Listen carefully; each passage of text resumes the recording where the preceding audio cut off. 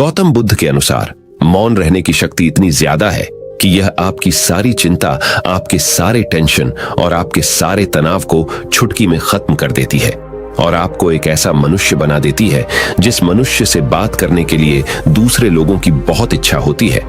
एक बार गौतम बुद्ध अपने आश्रम में अपने सभी शिष्यों को शिक्षा दे रहे थे कि दुनिया की सबसे तेज छुरी हमारी जबान है और दुनिया के सबसे खतरनाक हथियार हमारे शब्द है, जो बिना किसी का खून बहाए लोगों को अंदर ही अंदर मार सकते हैं। हमारे शब्द हमारी ताकत हो सकते हैं उसी के साथ, लेकिन यह हमारी सबसे बड़ी कमजोरी भी हो सकते हैं अगर हमें नहीं पता कि कब, कहां और क्या और कितना बोलना है। यदि हम सही समय पर सही इरादे के साथ सही शब्दों का प्रयोग करते हैं तो यह हमें एक सफल व्यक्ति बनाता है। लेकिन अगर हम सही समय पर सही इरादे से सही शब्दों का इस्तेमाल नहीं करते तो यह हमारे जीवन को नर्क से बदतर बना सकता है। तो दोस्तों, आज की स्टोरी के माध्यम से मैं आपको बताने वाला हूं कि चुप रहकर कैसे हम अपने जीवन को बदल सकते हैं। आपको चुप रहने की शक्ति का एहसास इस वीडियो में होने वाला है। वीडियो शुरू करने से पहले कमेंट बॉक्स में नमो बुद्धाय लिखकर वीडियो को लाइक जरूर करें। तो चलिए शुरू करते हैं। इस कहानी को जापान में एक बहुत ही प्रसिद्ध बौद्ध भिक्षु रहा करते थे। उनका नाम रिसाई था। रिसाई अकेले रहते थे। दुनिया के शोर शराबे से दूर जंगल में वो रहते थे और वह बड़े ही ध्यानी और प्रभु भक्त व्यक्ति थे, इसलिए वह पूरे जापान में बहुत अधिक प्रसिद्ध थे। एक दिन एक राजकुमार रिसाई के पास आया और बोला, हे प्रिय भिक्षु, मैं हमेशा थका हुआ, निराश और परेशान महसूस करता हूँ। मेरा मन बहुत अशांत रहता है। हालांकि मेरे पास सब कुछ है, दौलत, शोहरत, सुख सुविधाएं जो हर व्यक्ति चाहता है या पाने की इच्छा करता है, लेकिन फिर भी मेरे अंदर इतनी अशांति और चिंता क्यों है? रिसाई ने उसकी बात बहुत ही ध्यानपूर्वक सुनी और कुछ सोचने के बाद कहा, तुम इस प्रश्न का उत्तर जानते हो, बस तुमने कभी इस प्रश्न को हल करने की कोशिश नहीं की है। रिसाई ने आगे कहा, मैं एक रिसर्च करना चाहता हूं, क्या तुम मेरा साथ उसमें दोगे? इस रिसर्च के बाद तुम्हारे जीवन में किसी भी तरह की अशांति और चिंता नहीं रहेगी। ये बातें सुनकर राजकुमार बहुत हैरान था। उसने रिसाई से कहा, बताइए, मुझे क्या करना होगा? अपने मन की शांति के लिए मैं कुछ भी करने को तैयार हूं।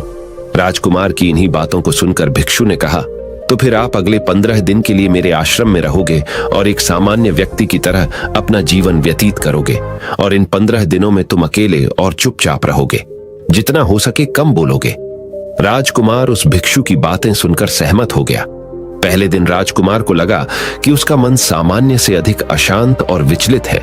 उसके मन में तरह तरह के विचार आ रहे हैं थे और वह आम लोगों की तरह जीवन जीने में असहज महसूस कर रहा है। उसे अंदर से बोलने की इच्छा हो रही थी, लेकिन वह चुपचाप रहा।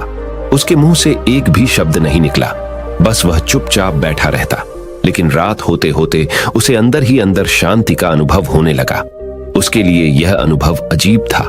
वह खुद से पूछ रहा था कि वह अंदर ही अंदर इतना खुश क्यों है और उसकी आंतरिक बेचैनी और चिंता कम क्यों होने लगी है। अगले दिन राजकुमार अकेला चुपचाप बैठा रहा और वह प्रकृति को निहार रहा। वह पौधों को, फूलों को, आकाश में उड़ रहे पक्षियों को, वह अपने जीवन में पहली बार यह अद्भुत दृश्य महसूस कर रहा था कि उसके पास कितनी सुंदरता है। वह दिन भर प्रकृति की सुंदरता को निहारता रहता और उसकी ताजगी को महसूस करता रहता। इसी तरह से 10 दिन बीत गए और उसके मन की सारी बेचैनी, सारी हलचल, सारी उथल पुथल और सारा तनाव गायब हो गया। 11वें दिन की सुबह राजकुमार फिर से एकांत में बैठ गया और कुछ ही मिनटों में उसकी आंखें अपने आप बंद हो गईं और वह गहरे ध्यान में चला गया। वह पूरे दिन वहीं पर आंखें बंद करके बैठा रहा और गहरे ध्यान में डूबा रहा। ना कोई शब्द, ना कोई चिंता। राजकुमार भीतर से असीम शांति और आनंद से भर गया। राजकुमार अपने बाकी के 4 दिन इसी तरह गहरे ध्यान में व्यतीत करने के बाद 15 दिन बाद रिसाई के सामने प्रस्तुत हुआ और रिसाई को प्रणाम करके बोला, प्रिय भिक्षु, मुझे उत्तर मिल गया कि मेरे मन में इतनी उथल पुथल और चिंता क्यों थी। मैं जान गया कि मेरा मन इतना अशांत और विचलित क्यों था। रिसाई मुस्कुराते हुए पूछा, बताओ, क्या उत्तर मिला तुम्हें? राजकुमार ने कहा, मैं आवश्यकता से अधिक बातें करता था। मैं किसी पर भी अपने शब्द और ऊर्जा व्यर्थ करता था। मैं दिन भर अपने लोगों से फालतू की बातें करता रहता और फिर उन्हीं के बारे में अकेले में सोचता रहता और ज्यादातर समय नकारात्मक ही सोचता रहता। इस तरह मैं बस अपना समय बर्बाद कर रहा था। ज्यादा बोलने और नकारात्मक सोचने की वजह से मेरा मन अशांत और बेचैन हो गया था, और इसी वजह से मैं किसी भी काम को ठीक से नहीं कर पा रहा था, जिसकी वजह से मैं हर काम में असफल होने लगा। और फिर इन्हीं लगातार मिलने वाली असफलताओं की वजह से ही मैं और भी उदास और चिड़चिड़ा हो गया। इन्हीं सभी चीजों की वजह से मेरा जीवन नष्ट हो रहा था। लेकिन यहां पर बिताए हुए 15 दिन मेरे लिए पूरी तरह से अलग थे। मुझे कुछ अलग ही एहसास यहां पर हो रहा था। अब मुझे ऐसा लग रहा है मैं अपना जीवन पूरी तरह से जी रहा हूं, लेकिन इससे पहले मैं अपना जीवन गलत तरीके से जी रहा था। और मैंने यह भी सीखा कि हमें सिर्फ ध्यान करने की जरूरत नहीं है। ध्यान अपने आप होता है जब हम शांत और मौन होते हैं। ध्यान के पिछले कुछ दिनों के दौरान मैंने जो पहली चीज सीखी वह यह है कि मनुष्य के जीवन की सबसे महत्वपूर्ण चीज स्वयं को जानना ही है। यह सुनकर रिसाई ने कहा, सिर्फ तुम ही नहीं, दुनिया में ज्यादातर लोग जरूरत से ज्यादा बोलते हैं। आज भी लोग ज्यादातर समय केवल एक दूसरे को नीचा दिखाने के लिए ही बोलते हैं।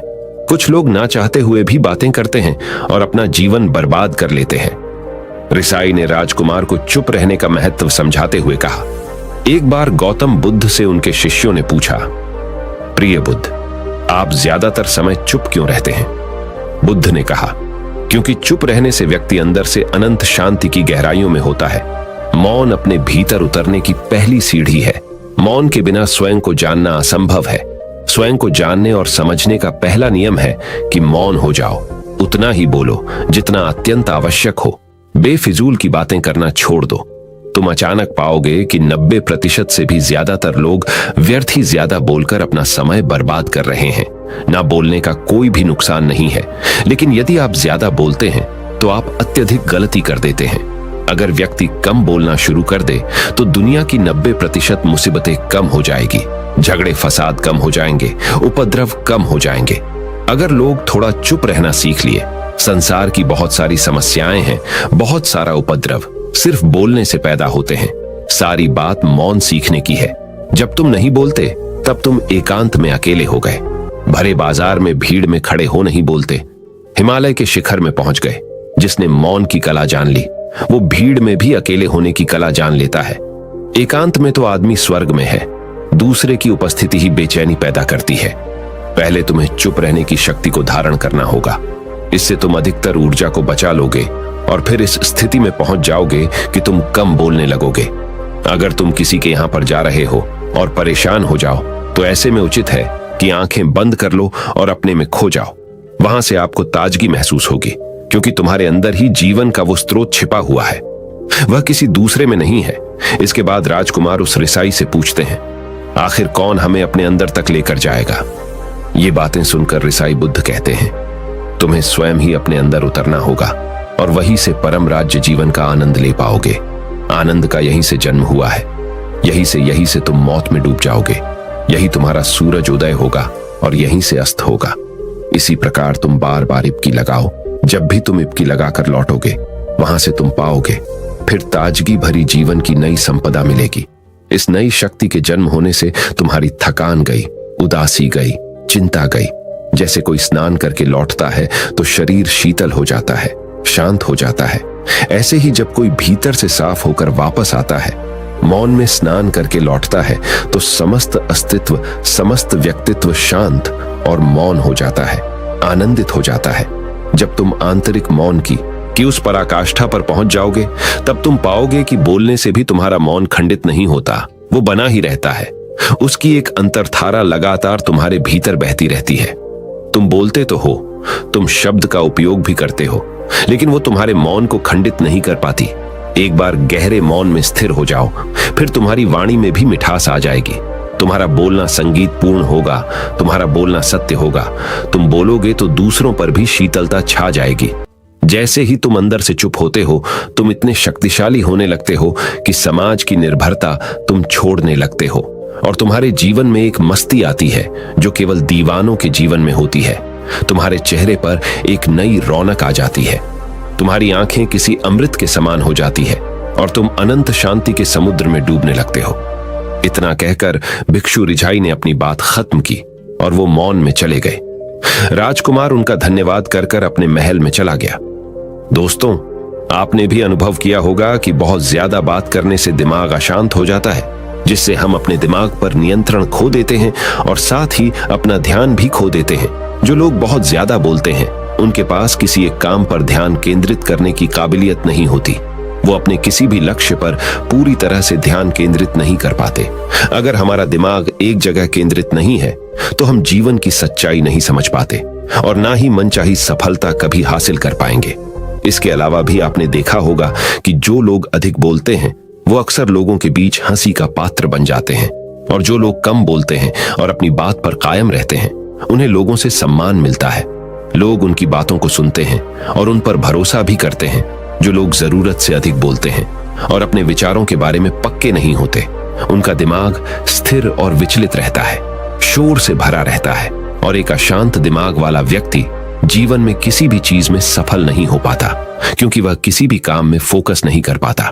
यदि किसी व्यक्ति को यह पता है कि उसे कब, कहां और क्या बोलना है, तो वह व्यक्ति सच में बहुत बुद्धिमान है, और ऐसा व्यक्ति जहां भी जाता है उसका व्यक्तित्व आकर्षण का केंद्र बन जाता है और वह जो कुछ भी करता है उसमें सफल अवश्य होता है। अगर हम किसी महान और सफल व्यक्ति के व्यक्तित्व को गहराई से देखें तो पाएंगे कि वो कम बोलते हैं और कम से कम शब्दों में अपनी बात खत्म कर देते हैं। वो बोलने से पहले वो चीजों और जिसके बारे में उसे बोलना है उनके बारे में गहराई से सोचते हैं। लेकिन जो लोग बहुत ज्यादा बोलते हैं, बहुत बार वो झूठ भी बोलते हैं और अपनी बातों से दूसरों के मन और विचारों पर कचरा डालते रहते हैं। वह ज्यादातर समय दूसरों की बुराई करते रहते हैं, इसलिए उनके अपने भी उनसे नफरत करने लगते हैं और उनसे बचने की। सभी शिष्यों ने अपनी शक्ति के अनुसार छोटे बड़े संकल्प लिए और गुरु को अपने अपने संकल्प के बारे में बताकर वहां से चले गए। लेकिन वह शिष्य जो खुद को सबसे अलग और बड़ादा दिखाना चाहता था, वह सीधे गुरु की कुटिया में पहुंच गया और बोला, मैं कोई छोटा मोटा संकल्प नहीं लेना चाहता, बल्कि खुद की ही जैसे एक बड़ेढ़ा और महान संकल्प लेना चाहता हूं। कृपया आप ही बताएं, क्या संकल्प लेना चाहिए? उसकी यह बात सुनकर गुरु मुस्कुराए और बोले, क्या तुम मेरे द्वारा दिए गए संकल्प को पूरा कर पाओगे? क्या तुम्हारे लिए उसे पूरा करना संभव होगा? शायद नहीं, वह तुम्हारे लिए संभव नहीं है। तुम उसे पूरा नहीं कर पाओगे, इसीलिए तुम खुद ही कोई संकल्प ढूंढो। शिष्य ने कहा, नहीं गुरुदेव, आप जो भी संकल्प मुझे देंगे मैं जरूर उसे पूरा करूंगा। गुरु ने कहा, ठीक है, तो तुम अगले 1 महीने तक चुप रहोगे, मुंह से एक शब्द भी नहीं निकालोगे, यही तुम्हारा संकल्प है। शिष्य ने कहा, गुरुदेव, यह भी कोई संकल्प है? यह तो बहुत ही आसान है, 1 महीने तक चुप ही रहना है। आप कोई बड़ेढ़ा संकल्प दीजिए जो मेरी योग्यता के लायक हो, जिसे पूरा करने में मुझे समस्या हो। गुरु ने कहा, पहले तुम इस संकल्प को तो पूरा करके दिखाओ। शिष्य ने गुरु की बात मान ली और वह उसी समय चुप हो गया और पलटकर कुटिया से बाहर चला गया। उसे चुप रहना बहुत आसान लग रहा था। उसने एक दिन तो जैसे तैसे चुप रहकर काट लिया, लेकिन दूसरे दिन से उसके मन में ना बोलने का बोझ बढ़ने लगा। तीसरे दिन उसे भारीपन महसूस होने लगा और चौथे दिन उसके अंदर एक अजीब सी बेचैनी होने लगी, क्योंकि आसपास आश्रम के सभी शिष्य एक दूसरे से बातें कर रहे थे। वह भी अपना पक्ष उनके सामने रखना चाहता था, उनकी बोलती बंद कर देना चाहता था, लेकिन उसका संकल्प उसके आड़े आ रहा था। इसीलिए वह पूरे दिन सिर्फ मुंह और आंखें बनाता रहता। इसी तरीके से कुछ दिन और बीते और वह शिष्य बीमार पड़ीडीएच गया। उसका सिर फटा जा रहा था, उसका खाने पीने तक का मन नहीं कर रहा था, वह सिर्फ बोलना चाहता था। वह गुरु के पास गया और उनके सामने बैठकर लिखकर उन्हें बताया, गुरुदेव, मैं बोलना चाहता हूं, बिना बोले मुझे सांस नहीं आ रही, मेरा दम घुटता जा रहा है, मैं अंदर ही अंदर पागल हुआ जा रहा हूं, मैं क्या करूं? संकल्प तोड़ दूं क्या? यह पढ़कर गुरु मुस्कुराए और बोले, संकल्प तो तोड़ने के लिए ही होते हैं, लेकिन जो अपने संकल्प को पूरा कर लेता है वही अपनी आंतरिक शक्ति को बढ़ाता है, और जो अपनी आंतरिक शक्ति को बढ़ा लेता है वह समाज और जागृति की राह पर आगे भी आज जाता है। संकल्प का लेना भी तुम्हारे हाथ में था और इसे तोड़ना भी तुम्हारे ही हाथ में है। तुम्हारे बहुत से भाई अपने संकल्प को तोड़कर अपनी पुरानी दिनचर्या पर वापस आ चुके हैं। अगर तुमसे नहीं हो पा रहा तो तुम भी संकल्प तोड़कर अपनी पुरानी दिनचर्या पर वापस जा सकते हो। लेकिन याद रहे, अगर आज तुम इस छोटे से संकल्प को नहीं संभाल पा रहे तो तुम अपनी बाकी की पूरी जिंदगी को कैसे संभाल सकोगे? बाकी फैसला पूरी तरह से तुम्हारे हाथों में है। गुरु की यह बात उस शिष्य के दिल में चोट कर गई। वह बिना कुछ बोले वहां से वापस चला गया और खुद को अपनी कुटिया में बंद कर लिया।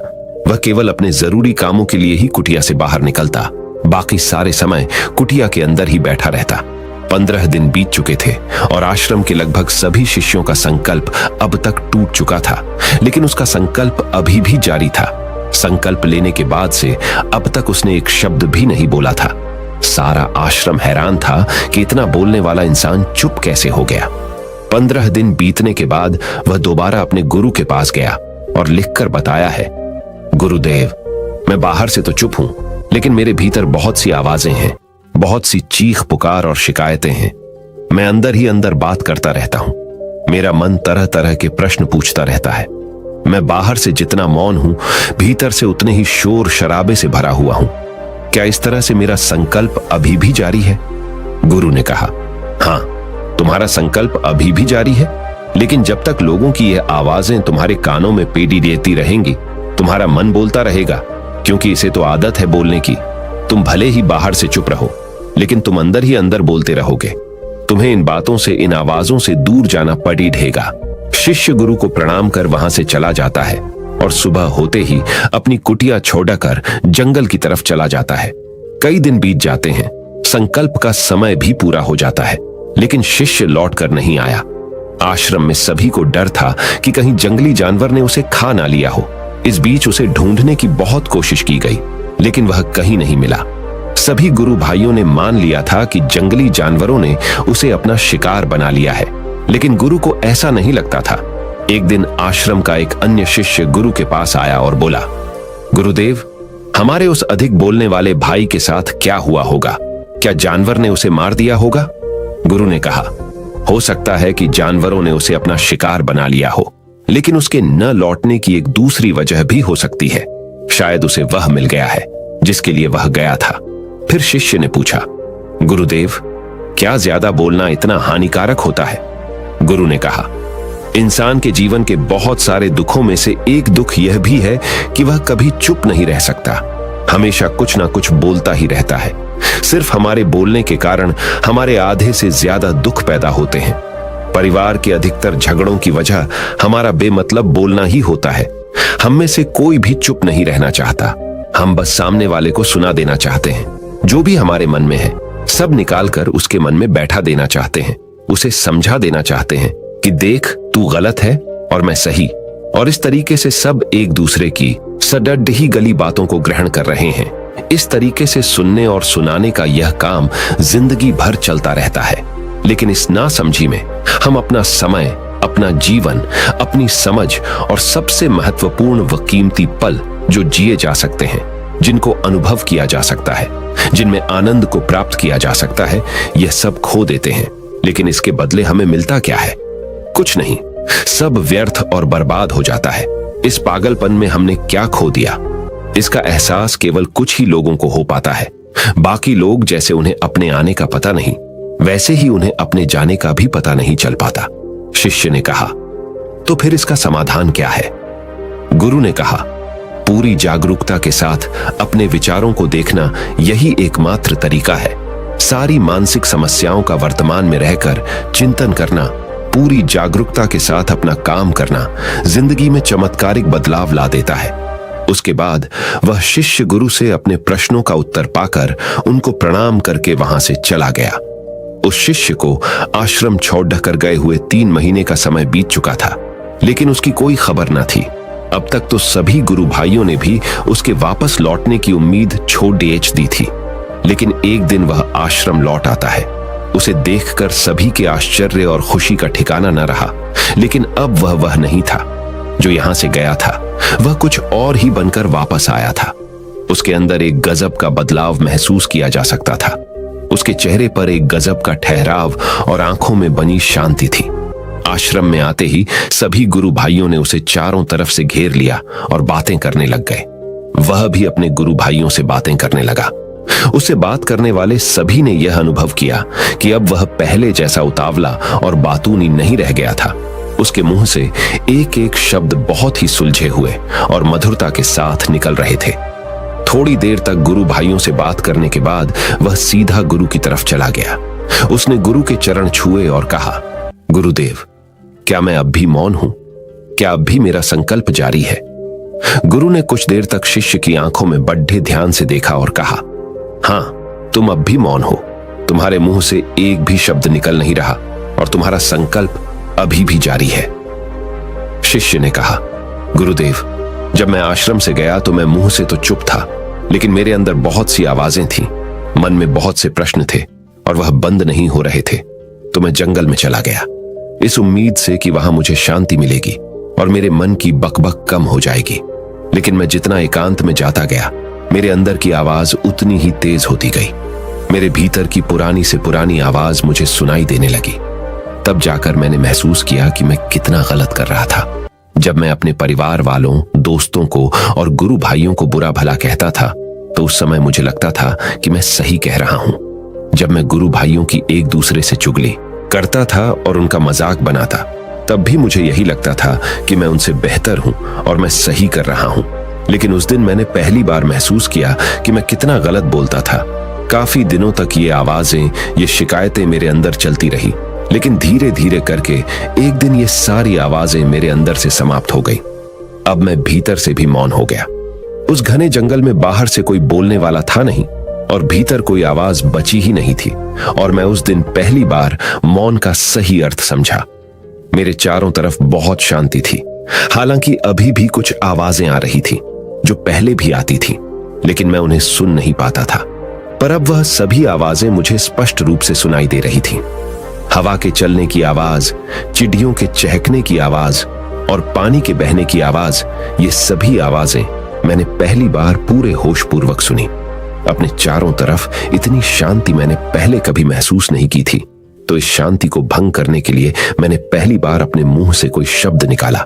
मैं चिल्लाया, हे ईश्वर, ये कैसी शांति है? सभी कुछ इतना शांत क्यों है? ऐसा क्या हो गया? लेकिन मेरे चिल्लाने के बाद भी शांति भंग नहीं हुई। सब कुछ पहले जितना ही शांत था, बाहर भी और भीतर भी। हे गुरुदेव, मैंने अपने गुरु भाइयों से बात की, मैंने आपसे बात की। मैं बोल रहा हूं, मैं चल रहा हूं, मैं सब कुछ देख रहा हूं, लेकिन मैं अपने भीतर एकदम एकांत में हूं, मौन में हूं। भीड़ डैच में होता हूं, तब भी भीतर से अकेला एकांत में होता हूं। जब मैं खुद में भी शोर करना चाहता हूं, तब भी एकांत में ही होता हूं। अब सब दिखाई पड़ी डाहने लगा है, सब सुनाई पड़ी डाहने लगा है। गुरु ने कहा, जब तक हम बाहर की तरफ बोलते रहेंगे, भीतर अशांति ही रहेगी। लेकिन जिस दिन हम भीतर की तरफ मुड्डाह जाएंगे, तब हमारे मुंह से कुछ भी निकलेगा, हम शांत ही रहेंगे। दुनिया में जितनी भी बुराइयां हैं, ज्यादातर हमारे बोलने से ही उत्पन्न होती है, क्योंकि हम चुप रहना नहीं चाहते। हम जितनी जरूरत है उससे कहीं ज्यादा बोलते हैं। हम सामने वाले को सुनना नहीं चाहते, बल्कि उसकी बोलती बंद कर देना चाहते हैं। उसे समझा देना चाहते हैं कि मैं कौन हूं, मैं क्या कर सकता हूं। और यही हमारी जिंदगी का मकसद बनकर रह जाता है। हमारी सारी ऊर्जा व्यर्थ के बोलने में बर्बाद होती रहती है। ऐसे ही समाज में लोगों का जीवन दुखों से भर जाता है, जो हमेशा एक दूसरे को सुनाने में लगे रहते हैं। कभी एक दूसरे को सुनना नहीं चाहते, समझना नहीं चाहते, और चुप रहना तो उन्होंने कभी सीखा ही नहीं, क्योंकि चुप रहना उन्हें छोटा महसूस करवाता है। दुनिया की सभी लड़ाइयों का कारण हमारा बोलना ही है। इसलिए हमें सिर्फ उतना ही बोलना चाहिए जितना जरूरी हो, क्योंकि व्यर्थ का बोलना ऊर्जा को नष्ट करना है। और यह बोलना ही हमें कभी अपने भीतर की ओर लौटने नहीं देता, क्योंकि यह हमें बाहर की ओर खींच कर रखता है। और बाहर है ही क्या इस संसार के अलावा। लेकिन अगर अपने भीतर के संसार की ओर मोड़ना है, तो इस मुंह को बंद ही रखना चाहिए। इसीलिए जितने भी बुद्ध हुए, आत्मज्ञानी हुए, वह सभी एकांत की ओर भागे, ताकि उन्हें ज्यादा न बोलना पड़ी डेहे, ज्यादा सुनना न पड़ी डीहे। वह एकांत में रहे और शांत रहे, इसीलिए आसानी से भीतर की यात्रा कर पाए। लेकिन अगर कोई चाहे तो इस संसार में रहकर भी एकांत में रह सकता है, शांत रह सकता है। लेकिन इसके लिए उन्हें अपनी ऊर्जा बचानी होगी, जिसे वह अब तक अपने व्यर्थ के शब्दों में बर्बाद कर रहे थे। दोस्तों, इस कहानी की सीख यही है कि व्यर्थ का बोलना ऊर्जा को नष्ट करना है। ज्यादा और व्यर्थ बोलना ही हमें अपने भीतर की ओर लौटने नहीं देता, क्योंकि यह हमें बाहर की ओर झुकाए रखता है। और जिन्हें भीतर की यात्रा करनी है उन्हें अपने मुंह को बंद ही रखना चाहिए। मुझे उम्मीद है कि आपको यह कहानी पसंद आई होगी और काफी कुछ सीखने को मिला होगा। कहानी के बारे में अपने विचार आप हमें नीचे कमेंट बॉक्स में कमेंट करके बता सकते हैं।